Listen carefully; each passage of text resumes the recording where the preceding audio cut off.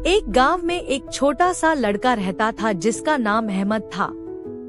अहमद बहुत ही ईमानदार और सच्चा लड़का था। उसके पिता लकड़हारे थे जो रोज जंगल जाकर लकड़ियां काटते और बाजार में बेचते थे। एक दिन अहमद अपने पिता के साथ जंगल गया। अचानक उनके हाथ से कुल्हाड़ी नदी में गिर गई।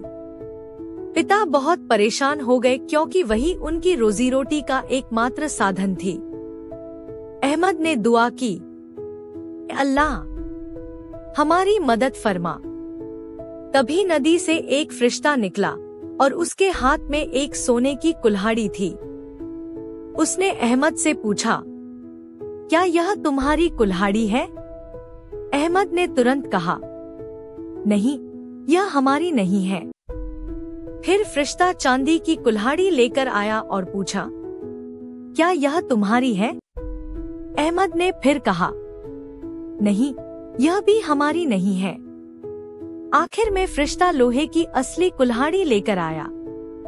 अहमद खुश हो गया और बोला, हाँ, यही हमारी कुल्हाड़ी है। फरिश्ता मुस्कुराया और बोला, तुम्हारी सच्चाई से मैं बहुत खुश हूँ। ये तीनों कुल्हाड़ियाँ तुम्हें इनाम के तौर पर दी जाती हैं। अहमद और उसके पिता बहुत खुश हुए और सबको यह सीख मिली कि सच्चाई सबसे बड़ी ताकत है। हमें हमेशा सच बोलना चाहिए क्योंकि अल्लाह ईश्वर सच्चे लोगों को पसंद करता है और उन्हें इनाम देता है। अगर आपको यह कहानी पसंद आई हो तो हमारे चैनल को लाइक, शेयर और सब्सक्राइब करना न भूलें।